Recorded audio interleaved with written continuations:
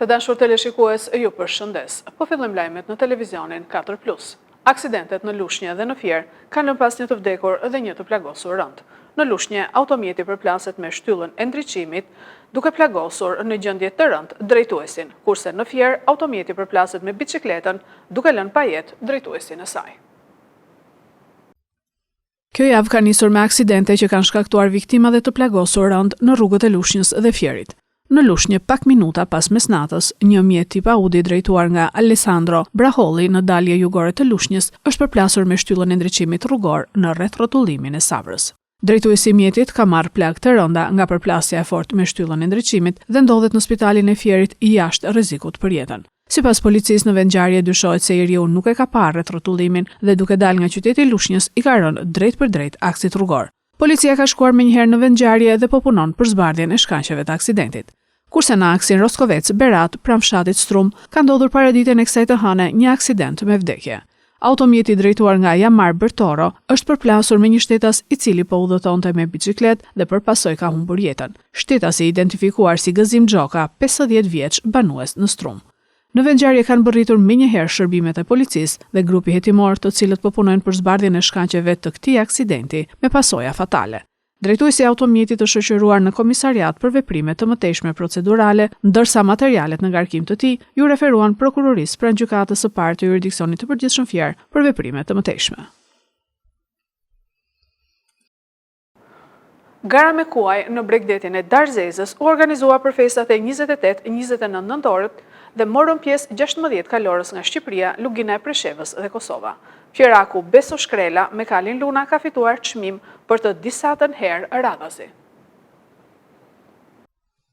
Bregdeti i Darzezës u kthye të dielën në një pistë të vërtet garash me kuaj.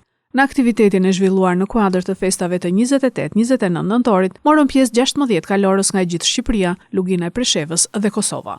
Sipas organizatorit Indrit Plangaj, gara u zhvillua me pjesëmarrjen e 4 klubeve sportive. 16 garuesit e të cilëve garuan në 3 gara shpejtësie me një gjatësi prej 2 dhe 3 kilometra, ndërsa ka apeluar për më shumë vëmendje nga shteti për të mbështetur sportin plot adrenalin të hipizmit. Ka ardhur koha që vendi ynë të përfaqësohet edhe në turne ndërkombëtar, ka theksuar Plangaj. Mendojmë që ja kemi arritur qëllimit dhe shpresojmë që në të ardhmen të organizohen kampionate të tilla, duke ofruar të apasionuar pas kuajve, sepse qëllimi i kësaj gare ishte me rastin e festave të flamurit dhe të afrojmë sa më shumë njerëz të lidhen me kalin. Çfarë përfaqësoi gara e sotme? Atëherë, gara e sotme është organizuar për nder të festave të flamurit, organizuar nga klubi Kalorësit Ilirian në Shkodër, në bashkëpunim me Hipodromin Gizone dhe me klubet e kuajve të qytetit të Fierit. Cilat janë sfidat për të ardhmen? Sfidat për të ardhmen. Shpresojmë, mendojmë në bashkëpunim edhe me shtetin, qeverinë, që sportin e hipizmit ta çojmë përpara. Pse jo mos të garojmë edhe në Europë. Ndërkohë në përfundim të aktivitetit, i cili u ndoq nga qytetarët të gruponshave të ndryshme, u shpallën për të 3 garat 9 fitues të vendeve të para, të dyta e të treta.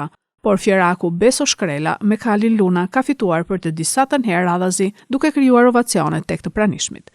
Kalorësi fitues u shpreh emocionuar, duke u bërë thirrje gjithë apasionuarve pas hipizmit të bashkohen këtij sporti të veçantë. Kam marrë vendin e parë me Lunën edhe jam shumë i gëzuar.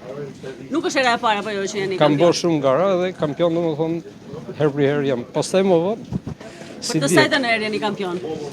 Me vite flasim. Derisa morëm me këtë sport, u bën vite. Për sa që vitesh dali me pari. këtë sport? Kam filluar që moshën 15 vjeç, që morë gara me kuaj të racës, domethënë arab, anglez edhe anglo-arab. Çfarë do të sugjeroni gjithë apasionuarve pas hipizmit? Është një adrenalin më e mirë për njeriu që hek streset edhe hek çdo gjë ankoth që mund të ketë njeriu. Është sporti më i mirë, më i dashur për njeriu. Kali është. Via bregdetare e plazhit të Darzezës është kthyer shpeshherë në pistë aktiviteteve të ndryshme sportive. 1 dhjetori është dita botërore e AIDS-it, një sëmundje vdekjeprurse me 125 raste të infektuar në Shqipëri gjatë vitit 2025. Dita botërore e luftës kundër HIV/AIDS është shënuar çdo vit më 1 dhjetor që nga viti 1988. Për të rritur ndërgjegjësimin në lidhje me pandeminë e AIDS-it shkaktuar nga përhapja e infeksionit HIV dhe për të kujtuar e mbajturzi për ata që ndërruan jetë nga kjo sëmundje vdekjeprurse. Që nga fillimi i pandemisë rreth 44.1 milion persona në gjithë botën kanë vdekur nga shkaqe të lidhura me virusin HIV, virusi që shkakton AIDS-in, dhe rreth 91.4 milion janë infektuar me HIV. Sot rreth 40.8 milion persona jetojnë me HIV dhe vetëm vitin e kaluar HIV ka vrarë 630.000 njerëz me një përqindje të madhe të rasteve që vijnë nga Afrika. Në Evropë vitin e kaluar u raportuan 105.922 raste të reja me HIV. Në Shqipëri, deri në tetor të vitit 2025, janë regjistruar gjithsej 1973 raste me HIV me 125 raste të reja gjatë këtij viti.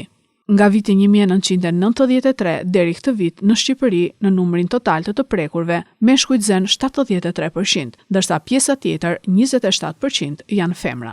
Dita botërore kundër HIV/AIDS-it është një thirrje për ndërgjegjësim, pasi në nivel global HIV mbetet një problem i madh i shëndetit publik. Papa Leoni XIV gjatë një vizite në Turqi u shpreh para gazetarëve se duhet një shtet i pavarur palestinez, ndryshe konflikti me Izraelin nuk do të zgjidhet kurrë. Një shtet palestinez është zgjidhja e vetme për konfliktin disa dekadash Palestinë-Izrael, deklaroi Papa Leoni XIV të dielën, duke konfirmuar qëndrimin e deritanishëm të Vatikanit. Ne e dim që në këtë moment Izraeli nuk e pranon këtë zgjidhje, por e shohim atë si të vetmen që mund të ofrojë një zgjidhje finale për konfliktin e përjetuar nga të dyja palët. Ne jemi gjithashtu miq edhe me Izraelin dhe përpiqemi që me të dyja palët të kthehemi në një zë ndërmjetësues që mund të ndihmojë ata të arrijnë një zgjidhje me drejtësi për të gjithë, u shpreh Papa në italisht. Kryeministri i Izraelit Benjamin Netanyahu ka konfirmuar kundërshtimin e tij ndaj një shteti palestinez, edhe pse aleati më i madh i shtetit hebre, Shtetet e Bashkuara të Amerikës, dha shenja mbështetje për pavarësinë palestineze. Papa foli në një konferencë të shkurtër prej 8 minutash me gazetarët në një fluturim nga Turqia për në Liban, ku edhe përmbyllet turi i tij i parë jashtë kufive që prej marrjes së drejtimit të Kishës Katolike. Papa, i cili zakonisht përdor një gjuhë diplomatike në komunikim, kritikoi më herët këtë vit fushatën ushtarake izraelite në Gaza. Papa nga Turqia paralajmëroi se ardhmja e njerëzimit ishte në rrezik për shkak të numrit të pazakontë të konflikteve të përgjakshme në botë dhe dënoi dhunën në emër të fesë. Papa, që e shmangu çdo përmendje të drejtë për drejtë të luftës së Izraelit në Gaza gjatë qëndrimit në Turqi, shtoi se Ankaraja mund të luajë një rol të rëndësishëm për mbylljen e këtij konflikti, si dhe luftës së Ukrainës. Papa Leoni ishte në Turqi nga e njëjtja deri të dielën në udhëtimin e tij të parë jashtë shtetit që nga zgjedhja e tij në maj si udhëheqës i Kishës Katolike me 1.4 miliard antar. Turqia është kryesisht myslimane, por është gjithashtu shtëpia e patriarkut ekumenik Bartolomeu, udhëheqësit shpirtëror të 260 milion të krishterëve ortodoks në botë.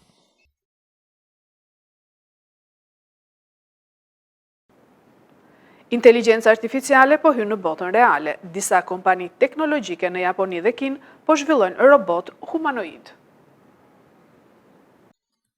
Dy krah robotik me lëvizje të ngjashme me ato njerëzore të ndërtuar për kërkime mbi inteligjencën artificiale fizike, pasqyrojnë lëvizjet e një operatori me helmet VR që rrotullon duart si një magjistar. Me pak praktik, krah të tilla mund të kryejnë vetë detyra të përditshme, thot kompania Enactic, e cila po zhvillon robot humanoid për të larë enët dhe për të bërë lavanderinë në shtëpitë e kujdesit në Japoni ku mungon fuqia punëtore. Kjo shënon fillimin e epokës së inteligjencës artificiale që hyn në botën materiale përmes robotëve të zgjuar, makinave vetëdrejtuese dhe pajisjeve të tjera autonome. Kompanitë teknologjike po investojnë shuma gjigante në këtë fushë dhe Morgan Stanley parashikon se deri në vitin 2050 në botë mund të ketë më shumë se 1 miliard robot humanoid. Në Guangzhou të Kinës, Xpeng prezantoi javën e kaluar një robot humanoid me pamje elegante, me duart trokitjeve dhe habisë të pranishme. Robotët e tillë ecin dhe madje edhe kërcejnë, por aftësia për të manipuluar objekte shumë më komplekse ende nuk është treguar bindshëm. Ndërkohë, kostoja e lartë e pjesëve mekanike i bën këta robot të papërshtatshëm për zëvendësim masiv të punojësve në fabrikat kineze. Megjithatë, prodhuesit besojnë se me mjaftueshëm të dhëna dhe trajnim, robotët humanoid do të kryejnë pothuajse çdo detyrë njerëzore, nga dado te kuzhinier apo kopshtar. Në Japoni, Enactic bashkëpunon me qendra kujdesi që robotët e tyre të telekomanduar të marrin përsipër punët e rënda, ndërsa punëtorët profesionistë të fokusohen te mirëqenia e të moshuarve.